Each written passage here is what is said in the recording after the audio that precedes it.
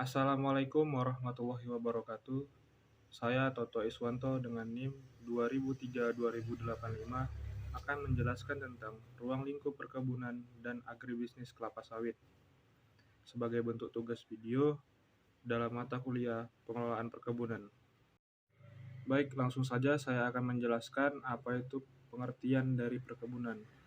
Perkebunan adalah segala kegiatan yang mengusahakan tanaman tertentu tumbuh pada tanah dan media tumbuh lainnya dalam ekosistem yang sesuai, mengolah dan memasarkan barang dan jasa hasil tanaman tersebut dengan bantuan ilmu pengetahuan dan teknologi, permodalan, serta manajemen untuk mewujudkan kesejahteraan bagi pelaku usaha perkebunan dan masyarakat.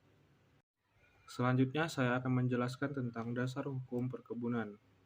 Dalam pasal 2 Undang-Undang Nomor 18 Tahun 2004 menyatakan bahwa perkebunan diselenggarakan berdasarkan atas asas manfaat dan berkelanjutan, keterpaduan, kebersamaan, keterbukaan, serta berkeadilan. Dalam pasal 3 Undang-Undang Nomor 18 Tahun 2004 dinyatakan bahwa perkebunan diselenggarakan dengan tujuan meningkatkan pendapatan masyarakat, meningkatkan penerimaan negara, meningkatkan penerimaan devisa negara, menyediakan lapangan kerja, meningkatkan produktivitas, nilai tambah dan daya saing, serta memenuhi kebutuhan konsumsi dan bahan baku industri dalam negeri. Selanjutnya, fungsi perkebunan. Fungsi perkebunan menurut Undang-Undang Nomor 39 Tahun 2014 ada 3. Yang pertama adalah fungsi ekonomi. Fungsi ekonomi untuk meningkatkan kemakmuran dan kesejahteraan rakyat, serta penguatan struktur ekonomi wilayah dan nasional. Yang kedua ada sosial budaya, yaitu sebagai perekat dan pemersatu bangsa. Yang ketiga ada ekologi, untuk meningkatkan konservasi tanah dan air, menyerap karbon, penyedia oksigen, dan penyanggah kawasan lindung, dan lain-lain. Selanjutnya, jenis usaha perkebunan. Yang pertama adalah usaha budidaya tanaman perkebunan. Merupakan serangkaian kegiatan pratanam, penanaman, pemeliharaan tanaman, pemanenan, dan sortasi. Yang kedua ada usaha pengolahan hasil perkebunan. Merupakan kegiatan pengolahan yang bahan baku utamanya hasil perkebunan untuk memperoleh nilai tambah. Yang ketiga ada usaha jasa perkebunan. Merupakan kegiatan untuk mendukung usaha budidaya tanaman atau pengelolaan hasil perkebunan. Yang terakhir ada konsep perkembangan perkebunan.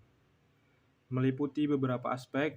Yang pertama ada aspek lahan, yang kedua ada aspek modal, yang ketiga ada aspek bahan tanaman, yang keempat ada aspek perizinan, yang kelima ada aspek keuangan, yang keenam adalah aspek keamanan.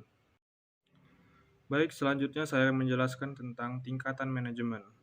Tingkatan manajemen ada 3. Yang pertama ada top management, yang kedua ada middle management, yang ketiga ada lower management. Top management adalah manajer tingkat atas, dikenal sebagai manajer senior. Manajer di posisi seperti Chief Executive Officer atau CEO, Managing Director, Presiden, dan Chief Executive Officer atau CFO.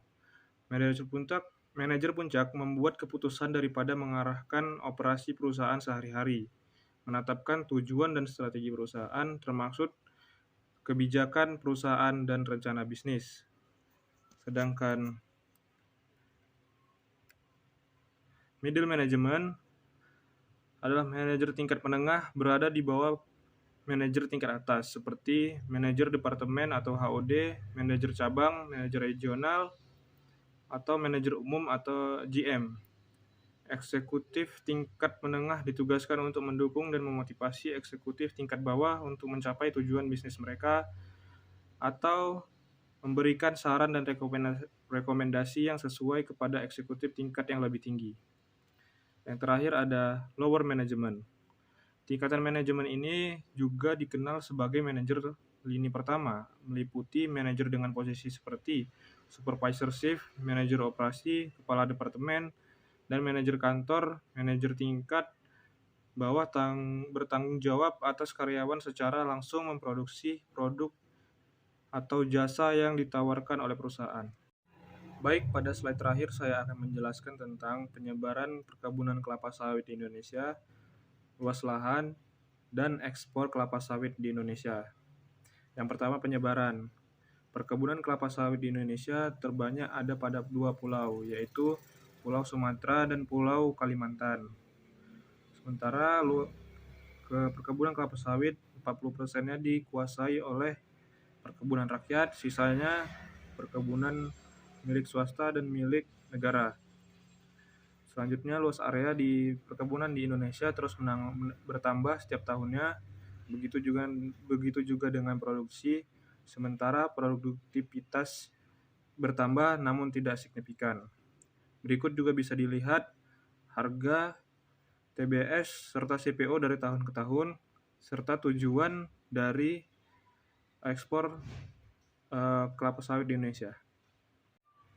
Baik, cukup sampai di sini penjelasan saya tentang ruang lingkup perkebunan dan agribisnis kelapa sawit sebagai bentuk tugas video dalam mata kuliah pengelolaan perkebunan.